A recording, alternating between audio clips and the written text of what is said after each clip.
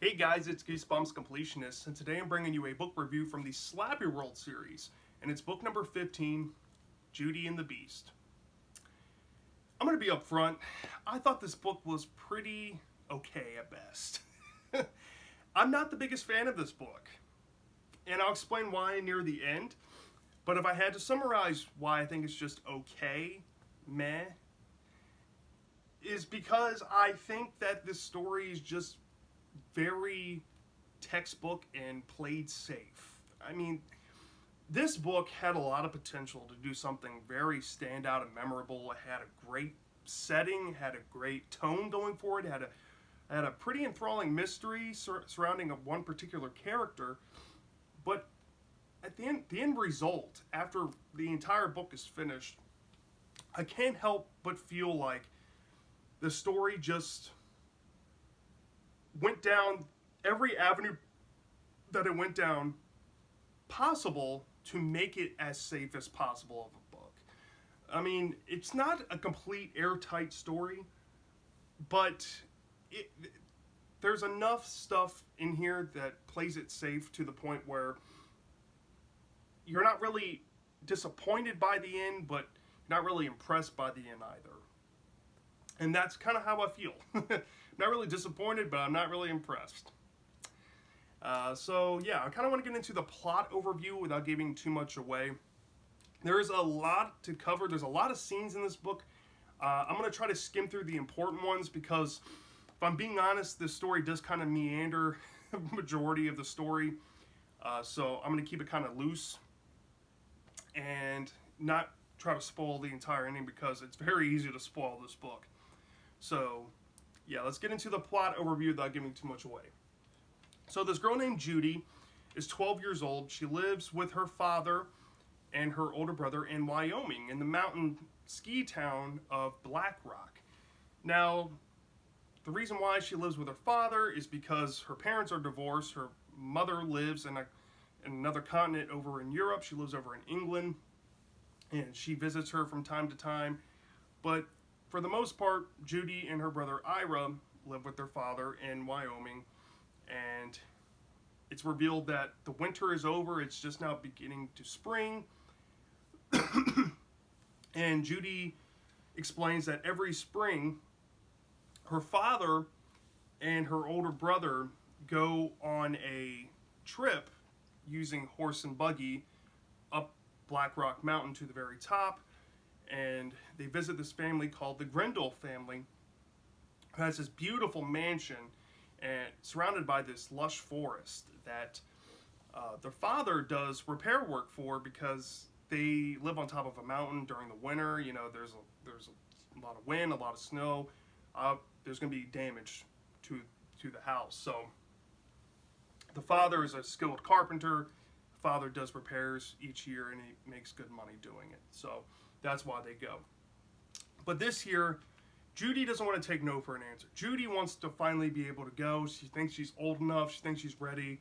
She's jealous that her brother Ira gets to always go. But her father is adamant that he doesn't want her to go, and he tells her that there's a silly reason, but is that Ira is just more experienced than her. And Judy kind of makes up her mind that she's going to go regardless of a yes or no answer. And before that happens, there's a bombshell revealed by the father that father says there may or may not be a beast at the top of the mountain, and it's not safe to go up there.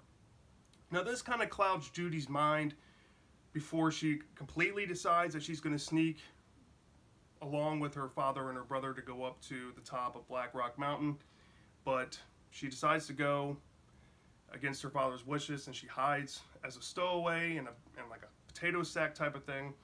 And they make that treacherous journey up the mountain. They arrive at the Grindle's house, and then Judy surprises them and says, "Hey, I'm here." And this really makes the father and brother upset, but Judy's there, and they're not going to go back down the mountain to take her home. So Judy's there to stay. Judy's welcomed with open arms by the Grindle family. She's greeted by Hilda Grindle and the butler, which I think the butler has a weird name. It's fleeing me. But yeah, so Hilda's really nice. Hilda escorts um, Judy to her room, and Judy's mesmerized by the size of this house. It's very gothic feeling, and that's something that this story really tries to capture. Is this Grindel mansion? It's a gothic feeling mansion, and it helps give that those old gothic tones that stories that like Beauty and the Beast would have been a story that kind of has its gothic tones, and you can definitely see the love letter the Grindel Mansion has to the story Beauty and the Beast as a whole, to like the Beast Mansion from the classic story. And Judy's enamored with the house, and she wants to go exploring, and she's actually encouraged to. However, she doesn't really know the whole rules to how to, where to not go in the house as of yet. She learns pretty quickly there's a wing in the house she's not really allowed to go into, and it's Baker Grindel's wing. Now, Baker Grindel is the owner of the mansion. He's a very mysterious guy. At this point in the book, there's no answer to really what he does for a living. But Judy has this weird altercation with him. He's behind a door, and he comes out and expresses to her that he's just eating. But Judy has these, she heard these sounds of like animal growling and like munching and stuff, and it didn't sound human at all. And she starts to kind of wonder if Baker is, who he says he is. And this kind of puts a little doubt in Judy's mind that kind of stays there throughout the rest of the story. So later on, they're at dinner, and Baker kind of addresses the elephant in the room that while they're there, he wants them to enjoy the time that they're going to have there, but to respect that he's going to be busy with work. And the father, Judy's father, is there just to do work, and Ira's there to help. And Judy really doesn't have much to do there. So throughout the story, Judy really kind of meanders and just goes place to place around the mansion. It doesn't really get explored to where I wanted it to, but there are some cool aspects to the mansion that you get to uncover with Judy. So one of the first things that Judy does is that Judy is observing outside of a window. She's interested in maybe painting something, and she sees this beautiful little rabbit. Well, when she sees this rabbit, she then sees a black-furred, monstrous thing basically kill the rabbit. And she gets freaked out, and she's like, it's the beast, it's the beast. And then it's kind of revealed to be the pet dog, Aurora, which is Baker Grindel's 150-pound mastiff. And Baker's like, oh, you mean this? The dog's the beast. And Judy's like, okay, maybe I'm overthinking this beast thing. It's just a dog. It's not some supernatural thing. I'll be all right. And then the story goes into more things that kind of don't seem to add up in the mansion. So this butler guy offers to teach Judy how to make a salad. And Judy wants to make a salad for her brother and her father when they come for lunch after, doing some work. And there's a really eerie scene when the butler cuts the top of his hand, but doesn't bleed. It's so weird. And it's like implied that he's like anemic or something. And this freaks Judy out a bit. And she starts to like hold stuff in. Like she's like, I really have to tell my dad and my brother what's going on here. Like, he's not bleeding. He didn't bleed when he cut his hand. It was, stuff like that. And this starts to add up in the story. It starts to become very, you gotta believe me after this point. So there's a bunch of other stuff that starts happening. A big event that happens is that Judy decides to go out exploring one day. And she decides to use the rules that Baker gave to her at dinner, saying you're free to go explore the grounds. Just stay along the dirt path. Don't venture into the trees by yourself because that's very dangerous. Just stay along the path. So when Judy goes out to explore, she walks down the path, and she discovers this lodge, this cabin type of thing. And she feels like somebody's in there, but nobody's answering when she calls in there. So she enters the cabin and notices that people were freshly inside of there.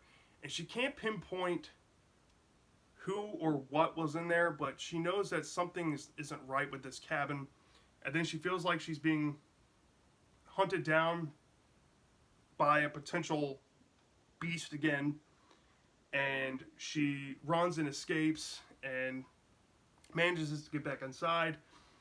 And that's another thing she saves in the back of her mind that she wants to tell her dad about. But later that night, something tragic happens to her dad.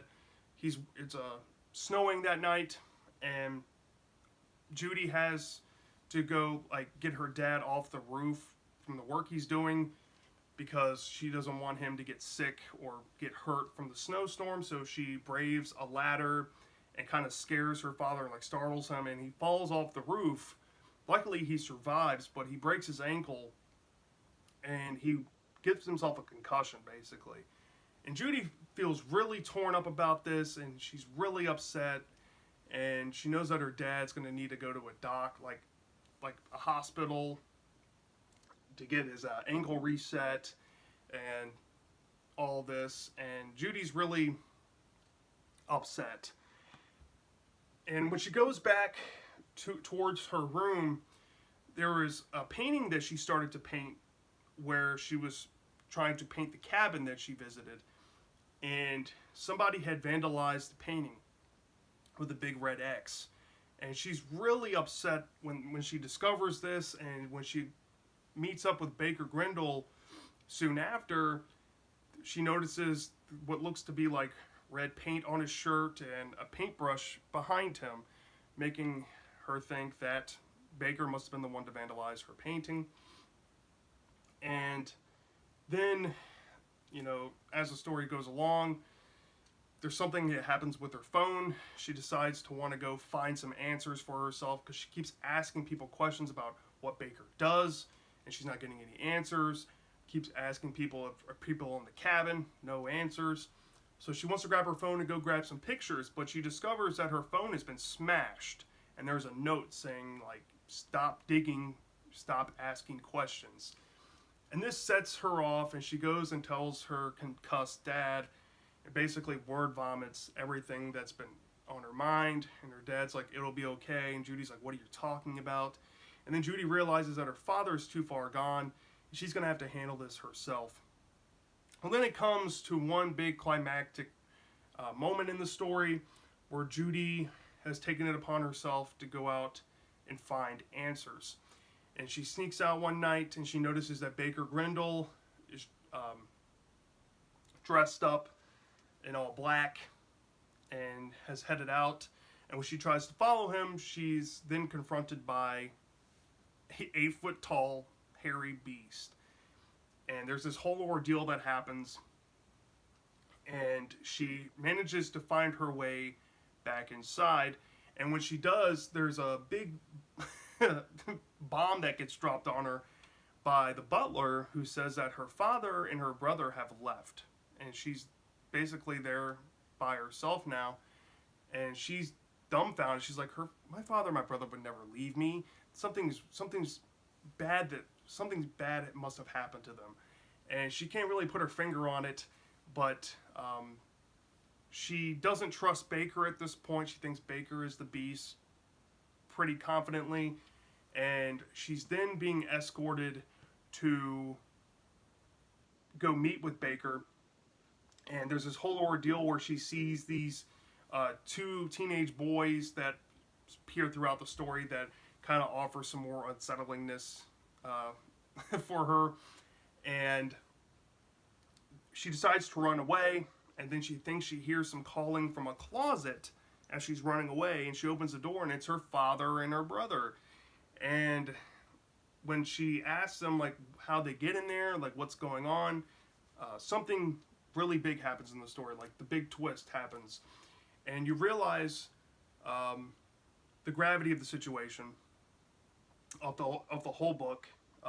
And you also discover if there's really a beast or not, and who is the beast, or how many people are the beast. And Judy finally gets some answers, and she gets answers not only from her father and her brother, and from her own self, but she gets answers from Baker himself, and she discovers something that she didn't know before that may or may not be a problem for her moving forward. And the very end of the story, there's another twist for Judy that comes into play, and that's where the story ends on. So that essentially is Judy in the Beast in a nutshell. So let's get into the positives. The positives to this book is the setting. The setting rocks on this. I had a blast thinking about like a gothic castle in my head. It kind of felt like Jekyll and Hyde, like the thing I would imagine that story to take place in. And to be honest, this story is akin to books like Beware the Snowman and Jekyll and Hyde. So yeah, I mean, I would expect that, but I really had a fun time with the setting here. This had a pretty interesting mystery element to it, and it seemed like some of the stuff happening to Judy was deliberate, and it felt kind of mind-gamey, which I thought was a pretty cool twist to it all, to the whole like Jekyll and Hyde type story. And I had a pretty fun time here and there with that stuff. Then the ending, I don't think the ending was bad at all, even though I do think it was as safe as possible for an ending. Very textbook-like. It worked. It wasn't a bad ending. It was, even though it was kind of whatever, like not really special, not really stand out, it worked. I wasn't upset with the ending. So, yeah, positives there. Pretty solid positives. But getting into the negatives, there are a lot for me in this book. Starting off with the main character, Judy. She is a negative for me. Now, I didn't spoil this mechanism that she has throughout the story. It is kind of contrived, and I think it's put there early on to kind of forcibly add something near the end as like a weakness for the beast. And I just think it's very contrived, and making that such a focal part of her personality, like her nervous twitch thing, was really just, it was kind of off-putting, especially when the reveal happens, and something that may or may not deter the beast from, attacking or something. It just felt really silly. And not to mention Judy as a character. I hate to be so mean when I say this, but I think Judy has a lot of nerve to be asking so many questions about strangers she just met and pretty much demanding answers all the time. I think that she has a little bit of delusional entitlement going on for her character, and it made me kind of disconnect from her character at a few points of the story, and made me kind of root against her at sometimes. like, man, Judy, you need to chill out. Like, I found myself feeling that. Like, Judy, just calm down. Like, you're just spiraling. And it really felt like she was the main reason why she was losing her mind. And I felt like she was being her own worst enemy throughout most of the story. So yeah, Judy was a big drawback. Another drawback I have is the perceived villain, Baker Grindle. He was pretty interesting, but I don't think his character really lived up to the potential he could have been. Like, the big reveal about Baker and, like, what he really does for a living and all that just felt very tame compared to how he was set up throughout the rest of the book. Baker was probably the most mysterious part of this entire story. And one of the big fuels to the fire of this mystery was who Baker is and what does he do for a living. We never really got a satisfying answer, I feel. I really don't feel satisfied with the Baker origin and all that. It just felt a little safe. and it just didn't feel standout or remarkable or anything I would have asked for or hoped for. It kind of just soured my expectations, actually, for a Goosebumps book. I'm like, I've seen some pretty safe playing Goosebumps books, but when it comes to Baker's reveal, this is as safe as you can get. Like, I was not impressed. I'm not gonna lie. Another negative I have, and I say this about a lot of Goosebumps books, but the "you gotta believe me" angle is very prevalent in this book. It's there. I'm not gonna lie that it isn't there, because if I said that it isn't there, I'm lying. The "you gotta believe me" setup is there. There was even at one point, Judy said, well, I'm now gonna go find answers on my own. But even after she said that, it took another 30, 40 chapters of "you gotta believe me" before she actually stuck up to her word on that. It was a very it was a very predictable book in the sense of "you gotta believe me" was Judy will have something happen, and then she immediately has to go tell somebody, and nobody will listen to her, or everybody tells her like you're just making up things or something, and then Judy has to go have another thing happen to her for her to go do the same exact thing for the same exact answers over and over. It was very repetitive when it came to that, and it caused the book to kind of meander in the middle. The meandering really did not help the pace of this book. I found myself snoozing off. It was very boring, very shallow. Like, it didn't go into depths I would want. Something like the Baker Mansion should have had more mystery to it. Go explore different rooms. Go break into Baker Grendel's, hall of the house. Go break into some rooms. Go spy. Do something. Just never did that. It just meandered in this "you gotta believe me," and I just cannot stand that, especially in modern Goosebumps where I see it most often. This is just another one of those books that just kind of fall into that, unfortunately. And yeah, if I didn't say it, the boring aspect really kills the steam. really kills the steam of this. And I would say this is more of an encompassing problem for the book, but the book just feels very tame, very safe, very unremarkable in a lot of ways, very unspecial. It's not special at all. It's well written. And it's safe enough to where everything makes sense. It's not the most airtight thing, but it's something that I'm probably going to forget. I'm probably just going to get this book, to be honest. So, when it comes to a rating from a 0 to 5 stars, I knew I wasn't going to give this book probably higher than a 4, so it's going to be less than a 4. And where I settled with this might upset a couple people, but I think it's more than fair. I gave this book a 3.5 out of 5, which is a very low C for me. It's about average, but an average to me means good. I think this book is good, but it's on the lower end of good for me. Like, would I recommend this for somebody? Yeah, I think there are some hints in the mystery, and there are some scenes in this book to enjoy. The setting is probably the biggest thing I would recommend this book for. But other than that, this book just, if it didn't have an ending that wasn't good or made sense, this would have been like a D for me. And it's kind of teetering on that 3.4, 3.6 as well. I can lean a 3.4, I can lean a 3.6, but I'm comfortable giving it a 3.5. I think it's average, low end of good, and yeah, that's essentially what I think about Judy and the Beast. So let me know in the comment section down below if you have read this book. Did you love this or did you hate this? I'm dying to know, and I'll see you next time.